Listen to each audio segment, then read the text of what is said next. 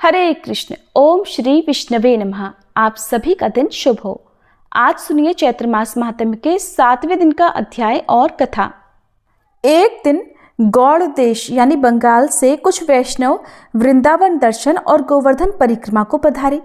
वे सब श्यामानंद का नया तिलक और नाम देखकर आश्चर्य में पड़ गए।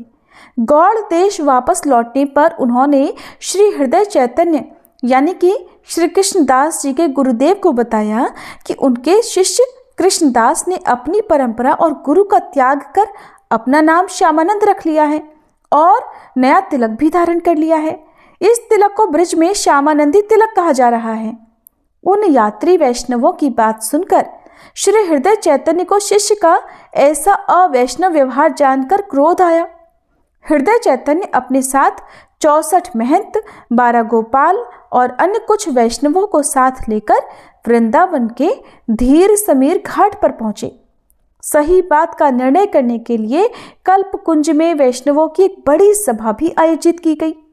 सभी वैष्णवों की उपस्थिति में हृदय चैतन्य ने श्री श्यामानंद जी से पूछा, ऐसी क्या बात हो गई कि तुमने अपने गुरुदेव का त्याग करके नया तिलक और नाम धारण कर लिया? हम तो तुम्हारे इस अवैष्णव व्यवहार से दुखी हैं। किसकी आज्ञा से तुमने ऐसा कर्म किया, ये हमें बताओ।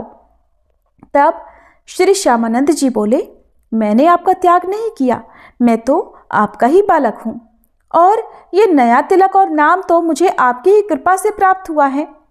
श्यामानंद जी ने वैष्णव सभा में कहा कि उन्होंने कोई नया नाम या तिलक कृष्णदास जी को प्रदान ही नहीं किया है और ये कृष्णदास कहता है कि हमारी कृपा से उसे नया तिलक और नाम प्राप्त हुआ है। मैं अभी इस तिलक और वक्ष स्थल पर लिखे नाम को मिटा दूंगा। अगर वास्तव में ये हमारी कृपा से प्राप्त हुआ है तो ये नहीं मिटेगा। हृदय चैतन्य ने खूब अच्छी तरह से रगड़कर तिलक और वक्ष स्थल पर अंकित नाम को मिटाने का प्रयास किया। मस्तक से रक्त निकलने लगा पर तिलक और नाम नहीं मिटा। श्यामानंद जी ने वैष्णव समाज से कहा कि उन्हें कुछ देर का समय दिया जाए। श्यामानंद जी एकांत में गए और ललिता जी द्वारा दिया गया राधा मंत्र स्मरण करने लगे। मंत्र का स्मरण करते ही दिव्य मंजरी रूप धारण करके श्री प्रिया जी के पास जा पहुंचे। उन्होंने प्रिया जी के चरणों में प्रणाम करके सारी बात कही। तब श्री प्रिया जी ने अपने भाई और कृष्ण के सखा सुबल को वैष्णव सभा में जाकर श्यामानंदी तिलक की रक्षा का भार सौंप दिया। श्यामानंद जी के वापस वैष्णव सभा में उपस्थित होने पर श्री कृष्ण के सुबल सखा ने दिव्य रूप में प्रकट होकर हृदय चैतन्य से कहा, ये तिलक और नाम तो स्वयं श्री राधा रानी ने इनकी सेवा से प्रसन्न होकर प्रदान किया है। श्री राधा जी को श्यामानंद जी अत्यंत प्रिय हैं। श्री राधा रानी का दिया भला कौन मिटा सकता है। देखते ही देखते श्यामानंद जी के मस्तक पर पहले से भी अधिक उज्जवल तिलक प्रकट हो गया और वक्ष स्थल पर लिखा नाम भी प्रकट हो गया। अब समस्त वैष्णव समाज हरिनाम संकीर्तन करने लगा और श्यामानंद जी पर राधा रानी की विशेष कृपा सत्य मानकर उनके भाग्य की सराहना करने लगे। श्री हृदय चैतन्य को बड़ा दुख हुआ, वे मौन हो गए। शास्त्र वचन है कि अगर माता पिता और गुरु तीनों में से कोई भी आपके सामने हाथ जोड़े या क्षमा याचना करे तो आपके समस्त पुण्य नष्ट हो जाते हैं। हृदय चैतन्य ने कुछ नहीं कहा, बस श्यामानंद जी को आशीर्वाद देकर सब वैष्णवों को लेकर ब्रज यात्रा के लिए निकल पड़े और श्यामानंद जी भी अपने गुरुदेव के पीछे पीछे चल पड़े। 12 वन और अन्य स्थानों के दर्शन करने के बाद सभी वैष्णव संकेत कुंज नामक स्थान पर पहुंचे। वहां पर कुछ बालक बालिकाएं रास लीला का अभिनय कर रहे थे। रास का दर्शन करते ही श्यामानंद जी गोपी भाव में भरकर एक स्त्री की तरह कलाइयां मोड़कर नृत्य करने लगे और घूंघट करके जैसे शर्माने भी लगे। श्री हृदय चैतन्य की परंपरा में सख्य रस यानी भगवान से सख्य की उपासना प्रधान थी, परंतु श्रीपाद जीव गोस्वामी जी की देख रेख में भक्ति शास्त्रों का अध्ययन करते करते उनका मन माधुर्य रस की उपासना में ही डूब चुका था। ब्रज के रसिक वैसे तो प्रिय प्रीतम को एक रूप ही समझते हैं, पर उनके मन का झुकाव श्री प्रिया जी की ओर कुछ अधिक होता है। श्री हृदय चैतन्य को लगा कि हमारी परंपरा के विरुद्ध इसने श्री कृष्ण सख्य रस उपासना त्याग कर श्री राधा की माधुर्य रस उपासना आरंभ कर दी है। अब गुरुदेव ने श्यामानंद जी से नृत्य बंद करने और इस माधुर्य रस उपासना को रोकने के लिए कहा, परंतु श्यामानंद जी तो भाव में ऐसे डूबे थे कि उन्हें कुछ नहीं पता चला। तब क्रोध में भरकर हृदय चैतन्य ने लकड़ी से श्यामानंद जी के मस्तक पर प्रहार कर दिया। उनके मस्तक से रक्त बहने लगा, परंतु श्यामानंद जी ने मार को भी गुरु कृपा ही समझा। उन्होंने गुरुदेव से कुछ भी नहीं कहा और गुरुदेव वहां से क्रोध में भरकर चले गए। रात्रि में हृदय चैतन्य को स्वप्न में श्री गौर हरि चैतन्य महाप्रभु के दर्शन हुए। उन्होंने सफेद वस्त्र धारण किए हुए थे और उस वस्त्र पर रक्त लगा हुआ था। हृदय चैतन्य ने महाप्रभु से पूछा कि आपके वस्त्र पर रक्त कैसे लग गया? तब महाप्रभु ने कहा, तुमने श्यामानंद को चोट पहुंचाई और उसका घाव मैंने देखो अपने ऊपर ले लिया है। श्यामानंद मुझे बहुत प्रिय है, उस पर प्रहार करके तुमने तो वैष्णव अपराध कर डाला है। ये जानकर हृदय चैतन्य कांप गए और महाप्रभु से बार बार चरणों में गिरकर क्षमा याचना करने लगे। महाप्रभु ने कहा, इस अपराध का प्रायश्चित करने के लिए 12 दिन का दंड उत्सव करो, सभी संत महात्माओं की सेवा करो, कथा कीर्तन का आयोजन करो और आगे वैष्णव अपराध कभी ना हो, इस बात का भी विशेष ध्यान रखना। श्री महाप्रभु इतना कहकर अंतर ध्यान हो गए। प्रातः हृदय चैतन्य ने सभी वैष्णवों को बुलाकर महाप्रभु द्वारा बताए गए 12 दिन का दंड उत्सव करवाने का निश्चय किया। जब श्री श्यामानंद जी को इस बात का पता चला, तब उन्होंने वैष्णव समाज से प्रार्थना करते हुए कहा कि इसमें तो गुरुदेव भगवान की कोई गलती ही नहीं है। अगर वे ये उत्सव फिर भी करना चाहते हैं तो उत्सव इनके स्थान पर मुझे करने की अनुमति मिले। जिस तरह से गुरु की समस्त संपत्ति पर शिष्य का अधिकार होता है, वैसे ही गुरु के दंड पर भी तो शिष्य का ही अधिकार है। श्यामानंद जी की गुरु भक्ति देखकर सभी वैष्णव प्रसन्न हुए और फिर सभा में निर्णय किया गया कि 12 दिन का यह दंड उत्सव अब श्यामानंद जी ही करेंगे। श्री श्यामानंद जी ने श्रीपाद जीव गोस्वामी और अन्य वैष्णवों की सहायता से वृंदावन में पहला दंड उत्सव मनाया। संत महात्माओं की खूब सेवा इस उत्सव में हुई। आगे चलकर श्यामानंद जी के शिष्य श्री रसिक मुरारी जी ने इस उत्सव की परंपरा को चलाया। श्री हृदय चैतन्य श्यामानंद प्रभु को आशीर्वाद देकर अन्य वैष्णवों सहित अपने ग्राम वापस लौट गए। श्री श्यामानंद जी अब अपने आराध्य श्री श्याम सुंदर की सेवा में निमग्न रहने लगे।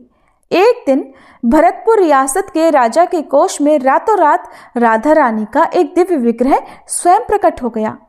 ये सन 1578 ईस्वी की बात है।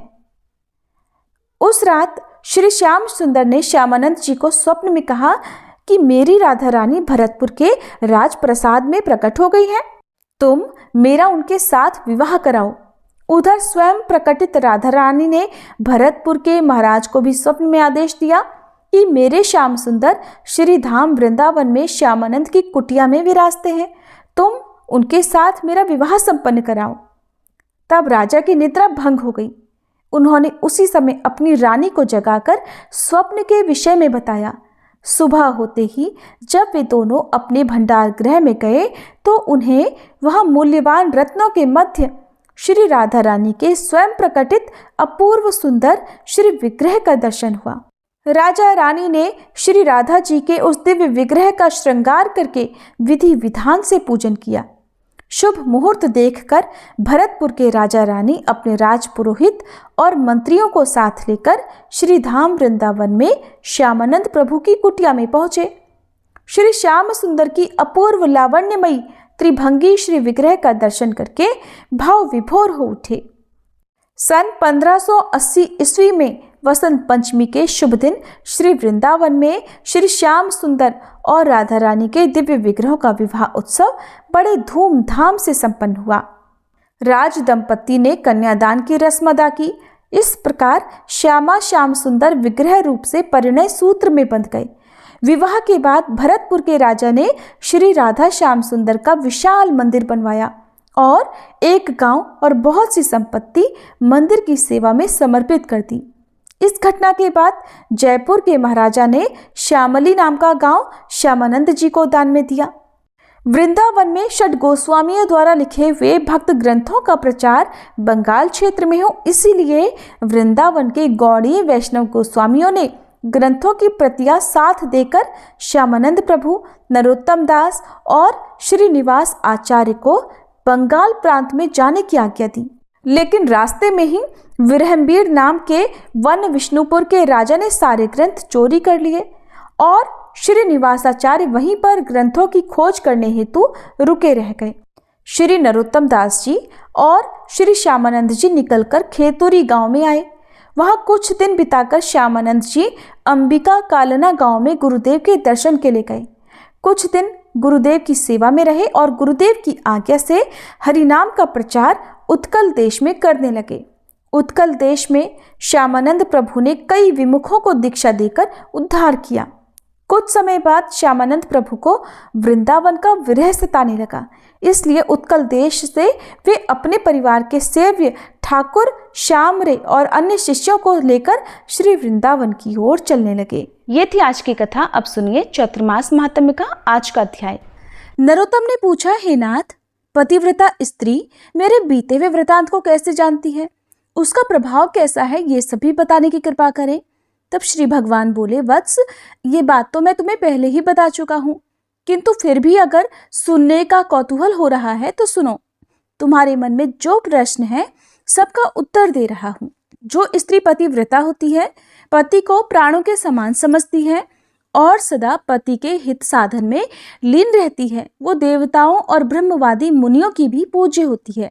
जो नारी एक ही पुरुष की सेवा स्वीकार करती है, दूसरों की ओर दृष्टि भी नहीं डालती, वह संसार में परम पूजनीय मानी जाती है। तात प्राचीन समय की बात है, मध्य देश में एक अत्यंत शोभायमान नगरी थी। उसमें एक पतिव्रता ब्राह्मणी रहती थी। उसका नाम था शैव्या। उसका पति पूर्व जन्म के पाप से कोढ़ी हो गया था। उसके शरीर में अनेकों घाव हो गए थे जो बराबर रिश्ते रहते थे। शैव्या अपने ऐसे पति की सेवा में सदा संलग्न रहा करती थी। पति के मन में जो जो इच्छा होती उसे वह अपनी शक्ति के अनुसार अवश्य पूरा करती थी। हर दिन देवता की तरह अपने पति की पूजा करती और दोष बुद्धि त्याग कर उसके प्रति विशेष स्नेह रखा करती थी। एक दिन उसके पति ने सड़क से जाती हुई एक परम सुंदरी वेश्या को देखा, जिस पर नजर पड़ते ही वह अत्यंत मोह के वशीभूत हो गया। उसकी चेतना पर कामदेव ने पूरा अधिकार कर लिया। फिर वह बहुत देर तक लंबी लंबी सांसें खींचता रहा और अंत में बहुत उदास हो गया। उसकी लंबी लंबी सांसें सुनकर वह पतिव्रता घर से बाहर आई और अपने पति से पूछने लगी, नाथ, आप उदास क्यों हो गए? आपने लंबी लंबी सांसें कैसे खींची? प्रभु, आपको जो भी प्रिय हो वो कार्य मुझे बताइए। वो करने लायक हो या ना हो, मैं आपके उस प्रिय कार्य को अवश्य ही पूरा करूंगी। एकमात्र आप ही मेरे गुरु हैं, मेरे प्रियतम हैं। पत्नी के इस प्रकार पूछने पर उसके पति ने कहा, प्रिय, उस काम को न तुम पूर्ण कर सकती हो न मैं ही, इसलिए व्यर्थ बात करना उचित नहीं है। पतिव्रता बोली, नाथ, मुझे विश्वास है मैं आपका मनोरथ जानकर उस कार्य को सिद्ध कर सकूंगी। आप मुझे आज्ञा दीजिए। जिस किसी उपाय से हो सके मुझे आपका काम पूरा करना ही है। अगर आपके दुष्कर कार्य को मैं प्रयास करके पूरा कर सकूं तो इस लोक और परलोक में भी मेरा परम कल्याण होगा। तब उस कोढ़ी ने कहा, साध्वी, अभी अभी इस रास्ते से एक परम सुंदरी वेश्या जा रही थी। उसका शरीर सब ओर से मनोरम था। उसे देखकर मेरा हृदय कामाग्नि से जल रहा है।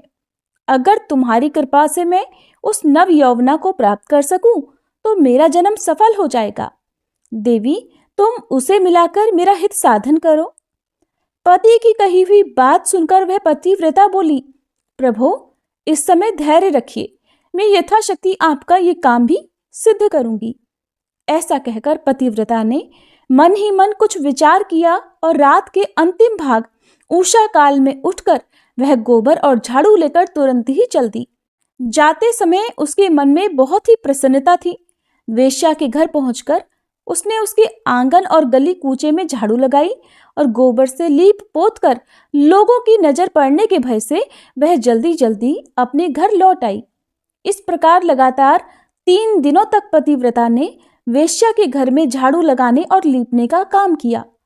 उधर वह वेश्या अपने दास दासियों से पूछने लगी, आज आंगन की इतनी बढ़िया सफाई किसने की है? सेवकों ने आपस में विचार करके वेश्या से कहा, भद्रे, घर की सफाई का ये काम तो हम लोगों ने नहीं किया है।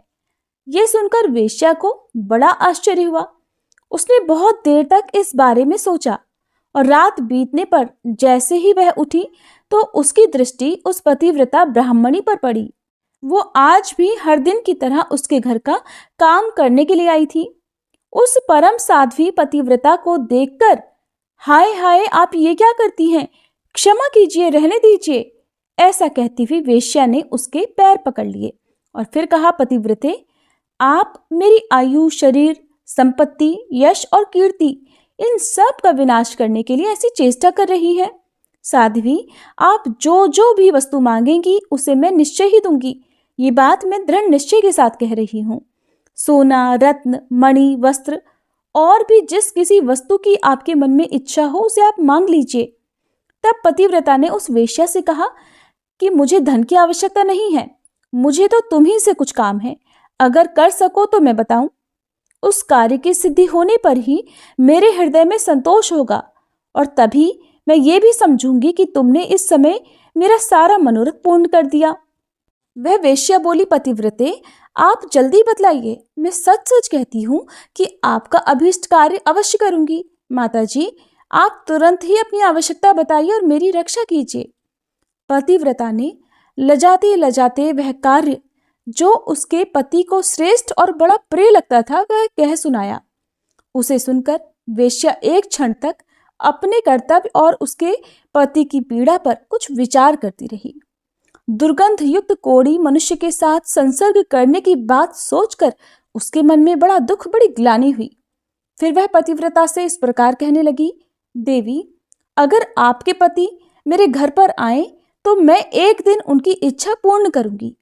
पतिव्रता ने कहा, सुंदरी, तब तो मैं आज ही रात में अपने पति को लेकर तुम्हारे घर में आऊंगी और जब वे अपनी अभीष्ट वस्तु का उपभोग करके संतुष्ट हो जाएंगे तब फिर से उन्हें अपने घर ले जाऊंगी। वेश्या बोली, महाभागे, अब तुम जल्दी ही अपने घर को जाओ। तुम्हारे पति आज आधी रात के समय मेरे महल में आ जाएं। ये सुनकर वह पतिव्रता स्त्री अपने घर चली आई। वहां पहुंचकर उसने अपने पति से कहा, प्रभु, आपका काम सफल हो गया। आज ही रात में आपको उसके घर जाना है। कोढ़ी ब्राह्मण बोला, देवी, मैं कैसे उसके घर जाऊंगा? मुझसे तो चला तक नहीं जाता, फिर मेरा वह काम कैसे पूरा होगा? पतिव्रता बोली, प्राणनाथ, मैं आपको अपनी पीठ पर बिठाकर उसके घर पहुंचाऊंगी और आपका काम पूरा हो जाने पर फिर उसी रास्ते से लौटा भी लाऊंगी। ब्राह्मण ने कहा, कल्याणी, तुम्हारे करने से ही मेरा सब काम सिद्ध होगा। इस समय तुमने जो काम किया है वह दूसरी स्त्रियों के लिए अत्यंत दुष्कर है। श्री भगवान कहते हैं, उस नगर में किसी धनी के घर से चोरों ने बहुत सा धन चुरा लिया।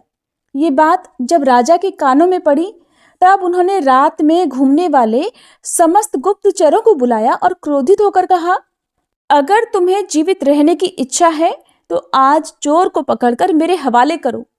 राजा की यह आज्ञा पाकर सभी गुप्तचर व्याकुल हो गए और चोर को पकड़ने की इच्छा से चल पड़े।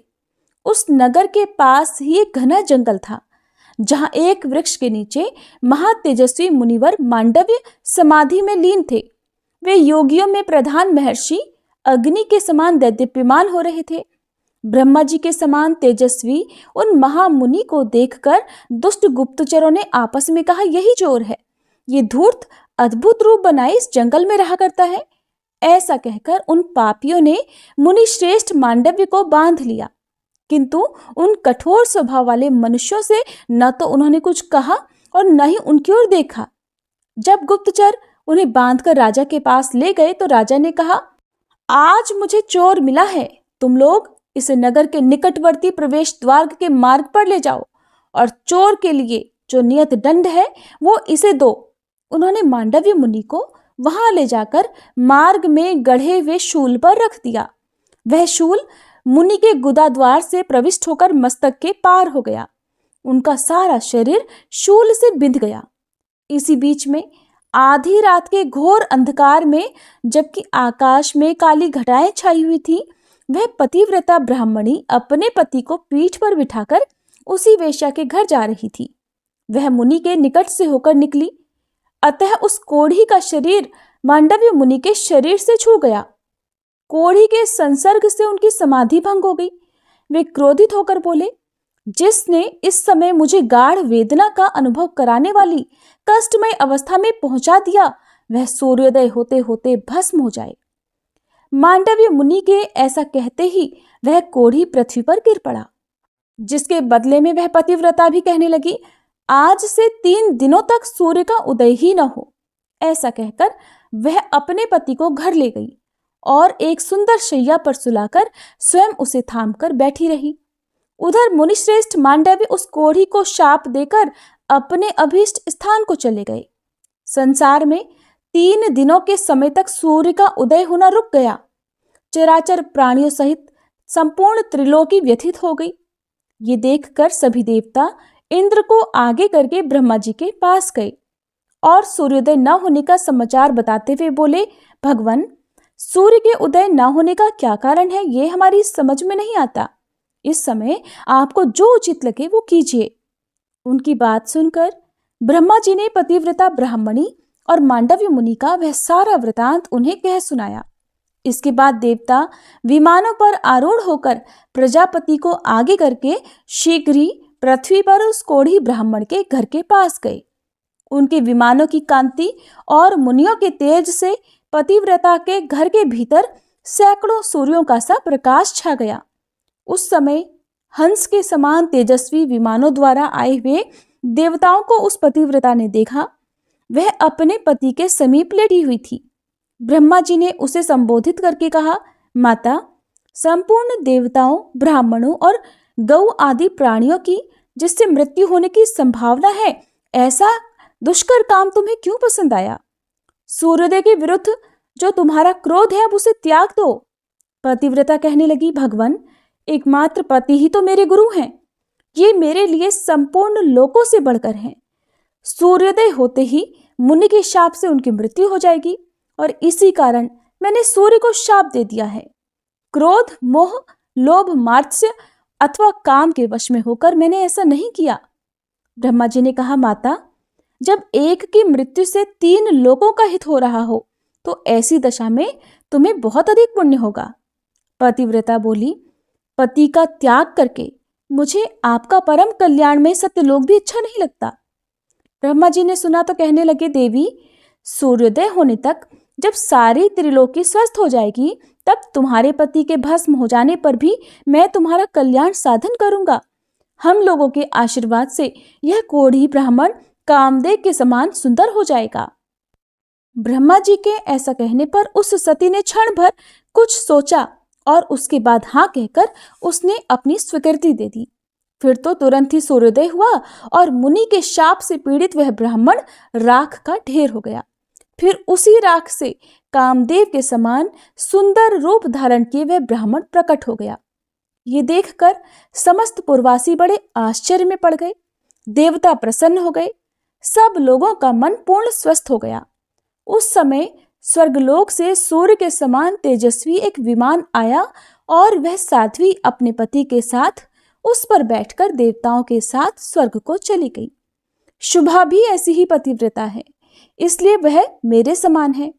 उस सतीत्व के प्रभाव से ही वह भूत, भविष्य और वर्तमान तीनों कालों की बात जानती है।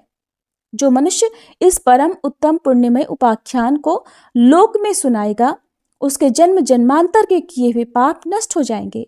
ब्राह्मण ने आगे पूछा, भगवान, मांडव्य मुनि के शरीर में शूल का आघात कैसे लगा और पतिव्रता स्त्री के पति को कोढ़ का रोग क्यों हुआ, कृपया बताइए।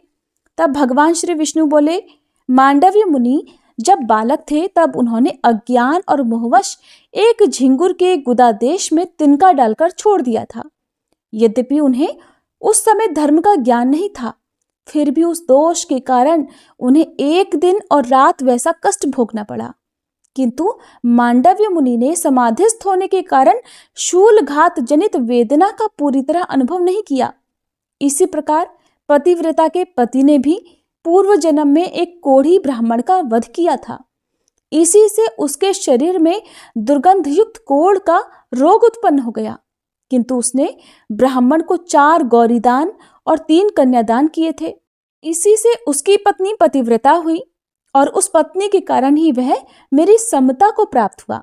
ब्राह्मण ने कहा, नाथ, अगर पतिव्रता का ऐसा महात्म्य है तब तो जिस पुरुष की भी स्त्री व्यभिचारिणी न हो उसे स्वर्ग की प्राप्ति निश्चित है।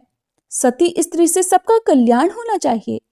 श्री भगवान विष्णु बोले, ठीक है, संसार में कुछ स्त्रियां ऐसी कुलटा होती हैं जो सर्वस्व अर्पण करने वाले पुरुष के प्रतिकूल आचरण करती हैं।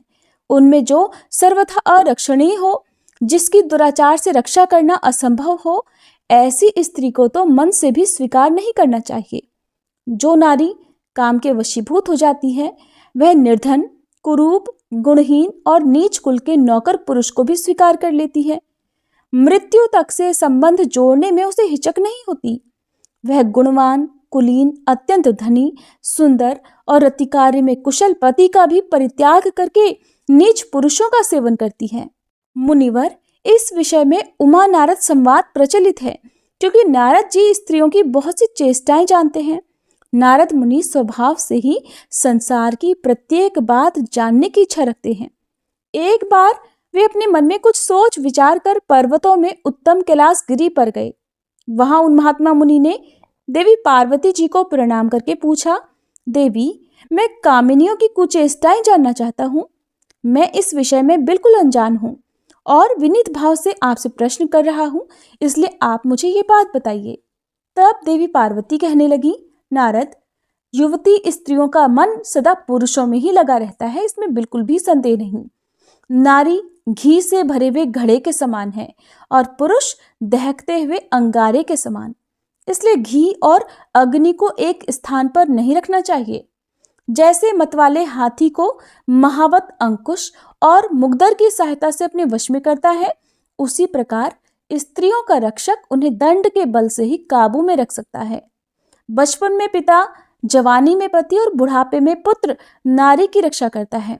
उसे कभी स्वतंत्रता नहीं देनी चाहिए। सुंदरी स्त्री को यदि उसकी इच्छा के अनुसार स्वतंत्र छोड़ दिया जाए तो पर पुरुष की प्रार्थना से अधीर होकर वह उसके आदेश के अनुसार व्यभिचार में लीन हो जाती है। जैसे तैयार की हुई रसोई पर दृष्टि न रखने से उस पर कौवे और कुत्ते अधिकार जमा लेते हैं, उसी प्रकार युवती नारी स्वच्छंद होने पर, मनमानी करने पर व्यभिचारिणी हो जाती है। फिर उस कुलटा के संसर्ग से सारा कुल दूषित हो जाता है। पराये बीज से उत्पन्न होने वाला मनुष्य वर्ण संकर कहलाता है। सदाचारिणी स्त्री पितृकुल और पतिकुल दोनों कुलों का सम्मान बढ़ाती हुई उन्हें कायम रखती है। साध्वी नारी अपने कुल का उद्धार करती और दुराचारिणी उसे नरक में गिराती है। कहते हैं संसार में स्त्री के ही अधीन स्वर्ग, कुल, कलंक, यश, अपयश, पुत्र, पुत्री और मित्र आदि की स्थिति है। इसलिए विद्वान पुरुष संतान की इच्छा से विवाह करे। जो पापी पुरुष मोहवश किसी साध्वी स्त्री को दूषित करके छोड़ देता है, वो उस स्त्री की हत्या का पाप भोगता हुआ नरक में गिरता है। जो पराई स्त्री के साथ बलात्कार करता अथवा उसे धन का लालच देकर फंसाता है, वो इस संसार में स्त्री हत्यारा कहलाता है और मरने के बाद घोर नरक में पड़ता है। पराई स्त्री का अपहरण करके मनुष्य चांडाल कुल में जन्म लेता है। इसी प्रकार पति के साथ वंचना करने वाली व्यभिचारिणी स्त्री बहुत लंबे समय तक नरक भोग कर कौवे की योनि में जन्म लेती है और उच्छिष्ट और दुर्गंधयुक्त पदार्थ खा खाकर अपना जीवन बिताती है। इसके बाद मनुष्य योनि में जन्म लेकर विधवा होती है। जो माता गुरुपत्नी, ब्राह्मणी राजा की रानी या दूसरी किसी प्रभु पत्नी के साथ समागम करता है वह अक्षय नरक में गिरता है। बहन, भांजे की स्त्री, बेटी, बेटे की बहू, चाची, मामी, बुआ तथा मौसी आदि अन्य स्त्रियों के साथ समागम करने पर भी कभी नरक से उद्धार नहीं होता। यही नहीं, उसे ब्रह्म हत्या का पाप भी लगता है और वह अंधा, गूंगा और बहरा होकर निरंतर नीचे गिरता जाता है। उस अधः पतन से उसका कभी बचाव नहीं हो सकता। ब्राह्मण ने कहा, भगवान, यदि आपका मुझ पर अनुग्रह है तो कन्यादान के फल का भी वर्णन कीजिए, साथ ही उसकी यथार्थ विधि भी बताइए। श्री भगवान बोले, ब्राह्मण, रूपवान, गुणवान, कुलीन, तरुण, समृद्धिशाली और धन धान्य से संपन्न वर को कन्यादान करने का जो फल मिलता है उसे भी सुनो। जो मनुष्य आभूषणों से युक्त कन्या का दान करता है उसके द्वारा पर्वत, वन और काननों सहित संपूर्ण पृथ्वी का दान हो जाता है। जो पिता कन्या का शुल्क लेकर खाता है वह घोर नरक में जाता है। जो मूर्ख अपनी पुत्री को बेच देता है उसका कभी भी नरक से उद्धार नहीं होता। जो लोभवश अयोग्य पुरुष को कन्यादान देता है वह रौरव नरक में पड़कर अंत में चांडाल होता है। इसी से विद्वान पुरुष दामाद से शुल्क लेने का कभी विचार भी मन में नहीं लाते। अपनी ओर से दामाद को जो कुछ भी दिया जाता है वह अक्षय हो जाता है। पृथ्वी, गऊ, सोना, धन धान्य और वस्त्र आदि जो कुछ दामाद को उपहार के रूप में दिया जाता है वह सब अक्षय फल का देने वाला होता है। जैसे कटी हुई डोर घड़े के साथ स्वयं भी कुएं में डूब जाती है, उसी प्रकार यदि दाता संकल्प किए हुए दान को भूल जाता है और दान लेने वाला पुरुष फिर उसे याद दिलाकर मांगता नहीं तो वे दोनों नरक में पड़ते हैं। सात्विक पुरुष को उचित है कि वो जामाता को दहेज में देने के लिए निश्चित की हुई सभी वस्तुएं अवश्य दे डाले। न देने पर पहले तो वह नरक में जाता है, फिर प्रतिग्रह लेने वाले के दास के रूप में जन्म लेता है। जो बहुत खाता हो, अधिक दूर रहता हो, अत्यधिक धनवान हो, जिसमें अधिक दुष्टता हो, जिसका कुल उत्तम न हो और जो मूर्ख हो, इन 6 मनुष्यों को कभी भी अपनी कन्या नहीं देनी चाहिए। इसी प्रकार अति वृद्ध, अत्यंत दीन, रोगी, अति पास रहने वाले, अत्यंत क्रोधी और असंतुष्ट, इन 6 व्यक्तियों को भी कन्यादान नहीं करना चाहिए। इन्हें कन्या देकर मनुष्य नरक में पड़ता है। धन के लोभ से या सम्मान मिलने की आशा से जो कन्या देता या एक कन्या दिखाकर दूसरी कन्या से विवाह करा देता है वह भी नरक में जाता है। जो प्रतिदिन इस परम उत्तम पुण्यमय उपाख्यान को सुनता है उसके जन्म जन्मांतर के पाप नष्ट हो जाते हैं। ब्राह्मण ने कहा कि प्रभु, अगर मुझ पर आपकी कृपा हो तो अब आप तुलाधार के चरित्र और अनुपम प्रभाव का पूरा पूरा वर्णन कीजिए। तब श्री भगवान कहने लगे कि जो सत्य का पालन करते हुए लोभ और दोष बुद्धि का त्याग करके प्रतिदिन कुछ न कुछ दान करता है उसके द्वारा मानो नित्य प्रति उत्तम दक्षिणा से युक्त 100 यज्ञों का अनुष्ठान होता रहता है। सत्य से सूर्य का उदय होता है, सत्य से ही वायु चलती रहती है, सत्य के ही प्रभाव से समुद्र अपनी मर्यादा का उल्लंघन नहीं करता और भगवान कच्छप इस पृथ्वी को अपनी पीठ पर धारण किए रहते हैं। सत्य से ही तीनों लोक और समस्त पर्वत टिके हुए हैं। जो सत्य से भ्रष्ट हो जाता है उस प्राणी को निश्चय ही नरक में जाना होता है। जो सत्य वाणी और सत्य कार्य में सदा संलग्न रहता है वह इसी शरीर से भगवान के धाम में जाकर भगवत स्वरूप हो जाता है। सत्य से ही समस्त ऋषि मुनि मुझे प्राप्त होकर शाश्वत गति में स्थित हुए हैं। सत्य से ही राजा युधिष्ठिर सशरीर स्वर्ग में गए हैं। उन्होंने समस्त शत्रुओं को जीतकर धर्म के अनुसार लोक का पालन किया, अत्यंत दुर्लभ और विशुद्ध राजसूय यज्ञ का अनुष्ठान किया। वे प्रतिदिन 84,000 ब्राह्मणों को भोजन कराते और उनकी इच्छा के अनुसार पर्याप्त धन दान करते थे। जब ये जान लेते कि इनमें से प्रत्येक ब्राह्मण की दरिद्रता दूर हो चुकी है तभी उस ब्राह्मण समुदाय को विदा कर देते थे। ये सब उनके सत्य का ही प्रभाव था। राजा हरिश्चंद्र सत्य का आश्रय लेने से ही वाहन, परिवार और अपने विशुद्ध शरीर के साथ सत्य लोक में प्रतिष्ठित हैं। इनके सिवा और भी बहुत से राजा, सिद्ध, महर्षि, ज्ञानी और यज्ञकर्ता हो चुके हैं जो कभी सत्य से विचलित नहीं हुए। इसलिए लोक में जो सत्यपरायण है वही संसार का उद्धार करने में समर्थ होता है। महात्मा तुलाधार सत्य भाषण में स्थित है। सत्य बोलने के कारण ही इस जगत में उनकी बराबरी करने वाला दूसरा कोई नहीं है। ये तुलाधार कभी झूठ नहीं बोलते। महंगी और सस्ती सब प्रकार की वस्तुओं के खरीदने बेचने में ये बड़े बुद्धिमान हैं। एक बार एक महान भाग्यशाली शूद्र था जो कभी लोभ में नहीं पड़ता था। वह साग खाकर, बाजार से अन्न के दाने चुनकर और खेतों से धान की बालें बीनकर बड़े दुख से अपना जीवन बिताया करता था। उसके पास 2 फटे पुराने वस्त्र थे और वह अपने हाथों से ही सदा पात्र का काम लेता था। उसे कभी किसी वस्तु का लाभ नहीं हुआ, फिर भी वह पराया धन नहीं लिया करता था। एक दिन मैं उसकी परीक्षा लेने के लिए 2 नए वस्त्र लेकर गया और नदी के किनारे पर मैंने उन्हें आदरपूर्वक रख दिया और थोड़ा दूर पर जाकर खड़ा हो गया। शूद्र ने उन दोनों वस्त्रों को देखा, फिर भी उसके मन में लालच नहीं आया और ये समझकर कि ये किसी और के पड़े होंगे चुपचाप घर चला गया। तब ये सोचकर कि बहुत थोड़ा लाभ होने के कारण उसने इन वस्त्रों को नहीं लिया होगा, मैंने गूलर के फल में सोने का टुकड़ा डालकर उसे वहीं रख दिया। मगध प्रदेश, नदी का तट और कोने का निर्जन स्थान, ऐसी जगह पहुंचकर उसने उस अद्भुत फल को देखा। उस पर नजर पड़ते ही वह बोल उठा, बस बस, ये तो कोई कृत्रिम विधान दिखाई देता है। इस समय इस फल को ग्रहण कर लेने पर मेरी अलोभ वृत्ति नष्ट हो जाएगी, मेरे मन में लालच समा जाएगा। इस धन की रक्षा करने में बड़ा कष्ट होता है। यह अहंकार का स्थान है। जितना ही लाभ होता है उतना ही लोभ बढ़ता जाता है। लाभ से ही लोभ की उत्पत्ति होती है। लोभ से ग्रस्त मनुष्य को सदा ही नरक में रहना पड़ता है। यदि यह गुणहीन द्रव्य मेरे घर में रहेगा तो मेरी स्त्री और पुत्रों को उन्माद हो जाएगा।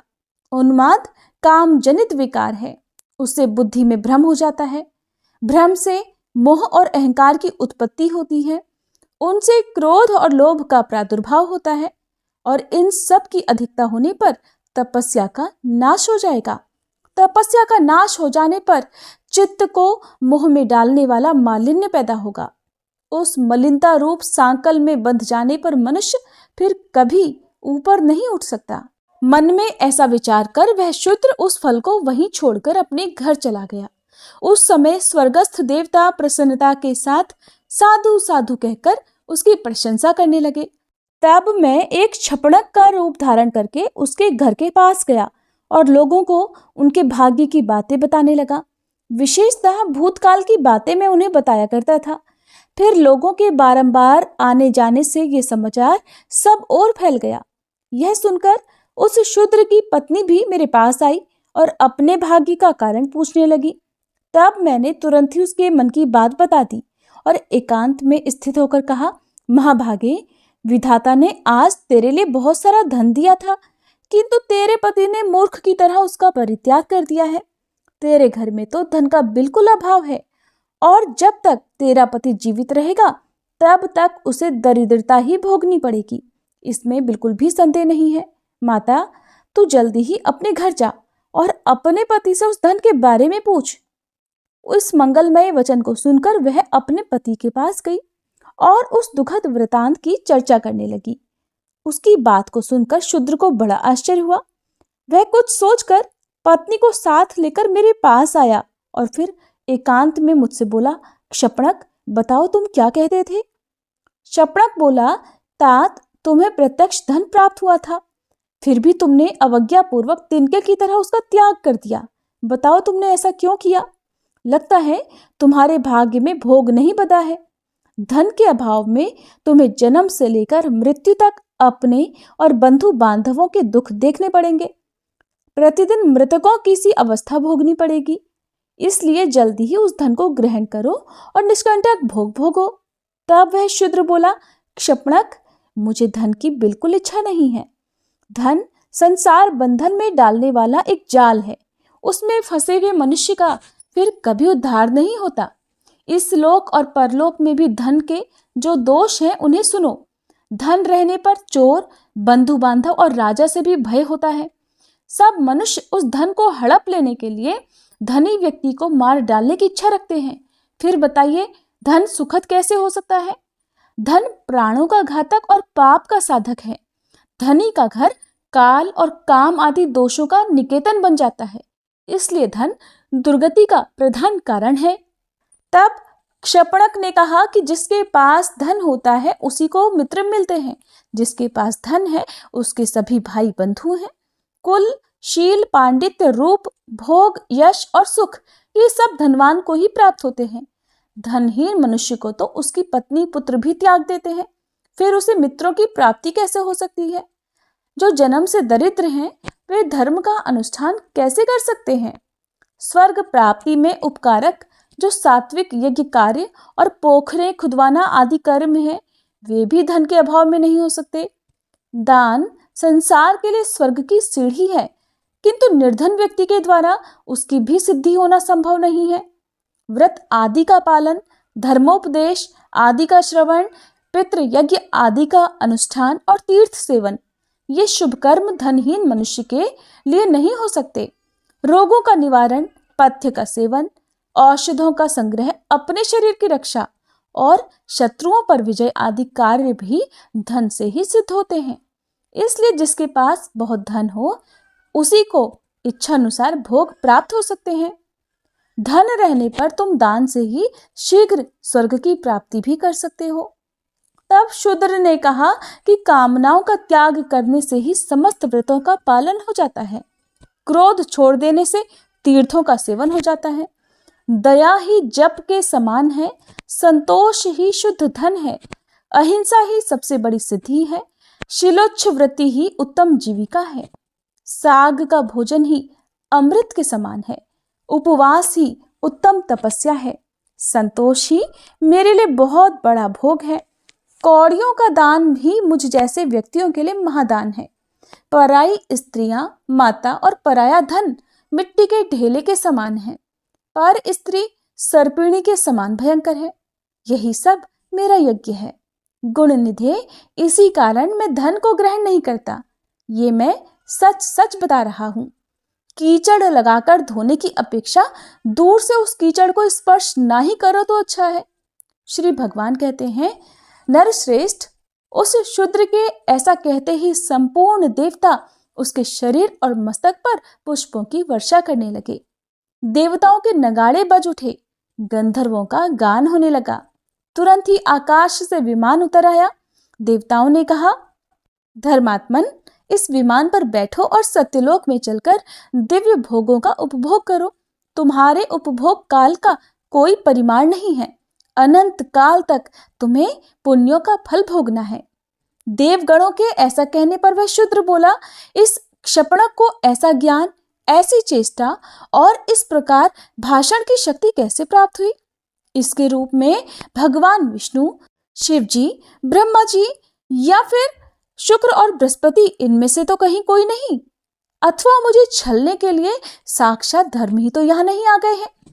शूद्र के ऐसे वचन सुनकर क्षपणक के रूप में उपस्थित हुआ मैं हंसने लगा और बोला, महामुने, मैं साक्षात विष्णु हूँ। तुम्हारे धर्म को जानने के लिए ही मैं यहाँ आया था। अब तुम अपने परिवार सहित विमान पर बैठकर स्वर्ग को जाओ। इसके बाद वह शूद्र दिव्य आभूषण और दिव्य वस्त्रों से सुशोभित होकर सहसा परिवार सहित स्वर्गलोक को चला गया। इस प्रकार उस शूद्र परिवार के सब लोग लोभ त्याग देने के कारण स्वर्ग सिधार गए। बुद्धिमान तुलाधार धर्मात्मा हैं। वे सत्य धर्म में प्रतिष्ठित हैं। इसीलिए देशांतर में होने वाली बातें भी उन्हें ज्ञात हो जाती हैं। तुलाधार के समान प्रतिष्ठित व्यक्ति देवलोक में भी नहीं है। जो मनुष्य सब धर्मों में प्रतिष्ठित होकर इस पवित्र उपाख्यान को सुनता है, उसके जन्म जन्म के पाप तत्काल ही नष्ट हो जाते हैं। एक बार के पाठ से उसे सब यज्ञों का फल मिल जाता है। वह लोक में श्रेष्ठ और देवताओं का भी पूज्य होता है। व्यास जी कहते हैं, इसके बाद मुख, चांडाल आदि सभी धर्मात्मा परम धाम जाने की इच्छा से भगवान के पास आए। उनके साथ उनकी पत्नियां और अन्यान परिकर भी थे। इतना ही नहीं, उनके घर के आसपास जो छिपकलियां और तरह तरह के कीड़े मकोड़े आदि थे, वे देव स्वरूप होकर उनके पीछे पीछे जाने को उपस्थित थे। उस समय देवता, सिद्ध और महर्षिगण धन्य धन्य के नारे लगाते हुए फूलों की वर्षा करने लगे। विमानों और वनों में देवताओं के नगाड़े बजने लगे। वे सब महात्मा अपने अपने विमान पर आरूढ़ होकर विष्णु धाम को पधारे। ब्राह्मण नरोत्तम ने यह अद्भुत दृश्य देखकर श्री जनार्दन से कहा, देवेश, हे मधुसूदन, मुझे कोई उपदेश दीजिए। श्री भगवान बोले, तात, तुम्हारे माता पिता का चित्त शोक से व्याकुल हो रहा है। उनके पास जाओ। उनकी यत्नपूर्वक आराधना करके तुम जल्दी ही मेरे धाम में जाओगे। माता पिता के समान देवता देवलोक में भी नहीं है। तुम्हारे शैशव काल में, अर्थात जब तुम शिशु थे, तब उन्होंने तुम्हारे घिनौने शरीर का सदा पालन किया है, उसका पोषण करके बढ़ाया है। तुम अज्ञान दोष से युक्त थे। माता पिता ने तुम्हें सज्ञान बनाया है। चराचर प्राणियों सहित समस्त त्रिलोकी में भी उनके समान पूज्य कोई नहीं है। व्यास जी कहते हैं, इसके बाद देवगण मूक चांडाल, पतिव्रता शुभा, तुलाधार वैश्य, सज्जनाद्रोहक और वैष्णव संत, इन 5 महात्माओं को साथ लेकर प्रसन्नता पूर्वक भगवान की स्तुति करते हुए वैकुंठ धाम में पधार गए। वे सभी अच्युत स्वरूप होकर संपूर्ण लोकों के ऊपर स्थित हुए। नरोत्तम ब्राह्मण ने भी यत्नपूर्वक माता पिता की आराधना करके थोड़े ही समय में परिवार सहित भगवत धाम को प्राप्त किया। शिष्यगण, यह 5 महात्माओं का पवित्र उपाख्यान मैंने तुम्हें सुनाया है। जो इसका पाठ अथवा श्रवण करेगा, उसकी कभी दुर्गति नहीं होगी। वह ब्रह्म हत्या आदि पापों में कभी लिप्त नहीं हो सकता। मनुष्य करोड़ों गोदान करने से जिस फल को प्राप्त करता है, पुष्कर तीर्थ और गंगा नदी में स्नान करने से उसे जिस फल की प्राप्ति होती है, वही फल एक बार इस उपाख्यान के सुनने मात्र से मिल जाता है।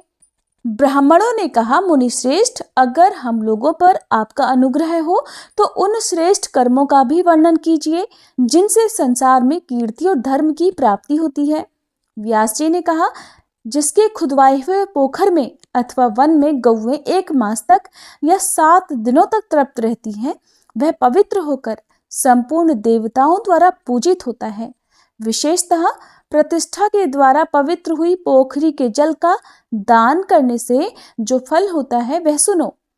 पोखरे में जब मेघ वर्षा करता है, उस समय जल के जितने छींटे उछलते हैं, उतने ही 1000 वर्षों तक पोखरा बनवाने वाला मनुष्य स्वर्ग लोक का सुख भोगता है। जल से खेती पकती है, जिससे मनुष्य को प्रसन्नता होती है।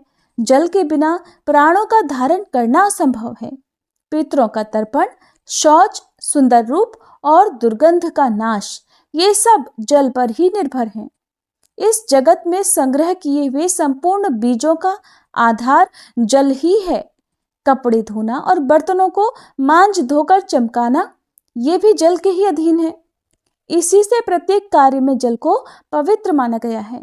अतः सब प्रकार से प्रयत्न करके सारा बल और सारा धन लगाकर बावली, कुआं और पोखरा बनवाने चाहिए। जो निर्जन प्रदेश में जलाशय बनवाता है, उसे प्रतिदिन इतना पुण्य मिलता है जिससे वह एक एक दिन के पुण्य के बदले एक एक कल्प तक स्वर्ग में निवास करता है। जो पुरुष प्रतिदिन दूसरों के उपकार के लिए 4 हाथ कुआं खोदता है, वह एक एक वर्ष के पुण्य का एक एक कल्प तक स्वर्ग में रहकर उपभोग करता है। जलाशय बनाने का उपदेश देने वाले को 1 करोड़ वर्षों तक स्वर्ग का निवास प्राप्त होता है, और जो स्वयं जलाशय बनवाता है, उसका पुण्य अक्षय होता है। पूर्व समय की बात है, किसी धनी के पुत्र ने एक विख्यात जलाशय का निर्माण कराया, जिसमें उसने 10,000 सोने की मोहरें खर्च की थी।